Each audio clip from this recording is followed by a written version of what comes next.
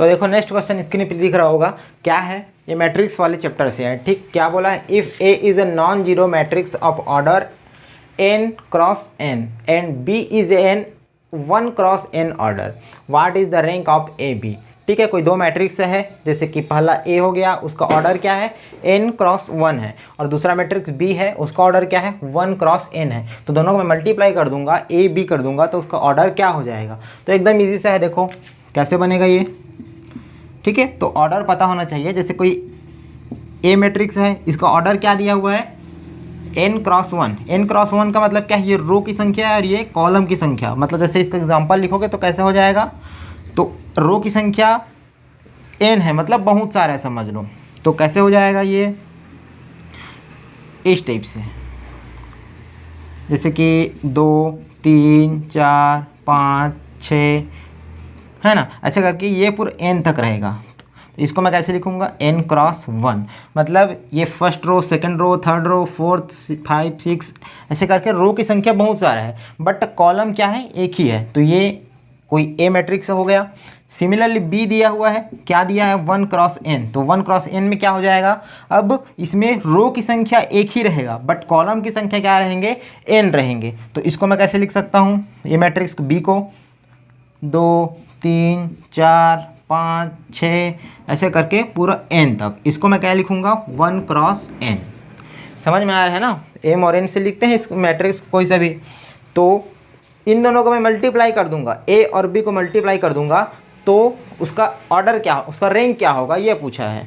तो रैंक कैसे निकालते हैं, तो a का हम लोग रैंक निकाल लेते हैं, b का रैंक निकाल लेते हैं, फिर दोनों को डायरेक्ट मल्टीप्लाई कर देंगे। ठीक है, क्या होता है, तो अगर इस टाइप से मैट्रिक्स है जिसमें सिर्फ एक ही कॉलम है, तो उसका रैंक क्या हो जाता है, रैंक ऑफ ए क्या हो जाएगा, सीधा सीधा 1 हो जाता है। ठीक है, कोई भी मैट्रिक्स है उसमें या तो कॉलम की संख्या या तो रो की संख्या 1 है, तो उसका रैंक सीधा सीधा 1 हो जाता है। तो इसका रैंक क्या हो जाएगा, 1 हो जाएगा। उसी प्रकार इसमें भी क्या है, एक ही रो है, तो इसका रैंक क्या हो जाएगा, रैंक को रो से डिनोट करते हैं। ठीक है, तो रैंक ऑफ ए 1 हो गया, रैंक ऑफ बी क्या हो गया 1 हो गया। तो रैंक ऑफ ए बी क्या हो जाएगा, तो रैंक ऑफ ए बी जो है ना, ये कभी भी ए से या बी से ज़्यादा नहीं हो सकता। ये एक प्रॉपर्टी होता है कि यदि कोई मैट्रिक्स ए है उसका रैंक जो है, और कोई मैट्रिक्स बी है उसका रैंक मान लो कुछ है, तो दोनों को मल्टीप्लाई करूँगा ना, तो वो जो मल्टीप्लाई होगा उसका रैंक अलग अलग जो मैट्रिक्स है उसके रैंक से कभी भी ज़्यादा नहीं हो सकते। इक्वल तो हो जाएंगे बट ज़्यादा नहीं होगा। ठीक है, तो यहाँ पे मिनिमम 1 ही तो है, तो अगर मल्टीप्लाई करेंगे तो उसके बराबर हो जाएगा, मतलब क्या हो जाएगा, सीधा सीधा उसका रैंक क्या होगा 1 होगा। समझ में आया। पहले तो इसका रैंक निकाल लो, 1 हो गया, इसका रैंक निकाल लो, 1 हो गया। प्रॉपर्टी होता है कि मल्टीप्लाई करेंगे तो उसका रैंक अलग अलग मैट्रिक्स के रैंक से ज़्यादा नहीं हो सकता। इक्वल तो हो जाएगा बट ज़्यादा नहीं होगा, तो दोनों को मल्टीप्लाई करूँगा तो 1 ही आएगा। तो इसका आंसर क्या हो जाएगा, ऑप्शन नंबर सी।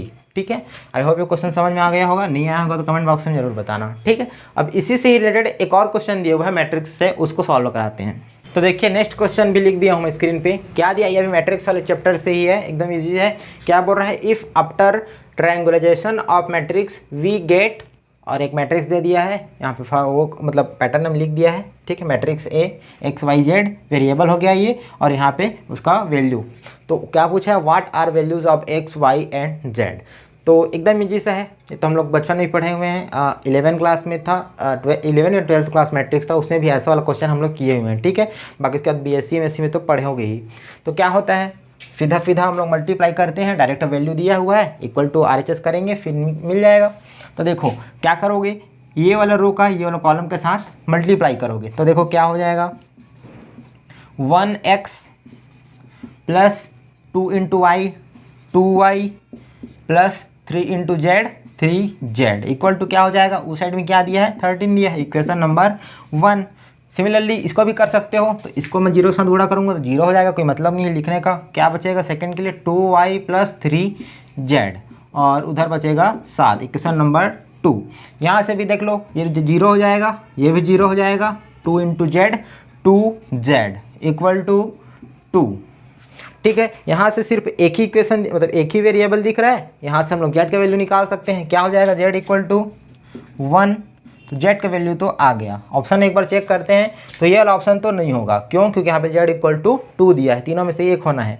अब जेड का वैल्यू को यहाँ पे पुट कर देते हैं, एक ही वेरिएबल बच जाएगा, वहाँ से वाई का वैल्यू निकल जाएगा।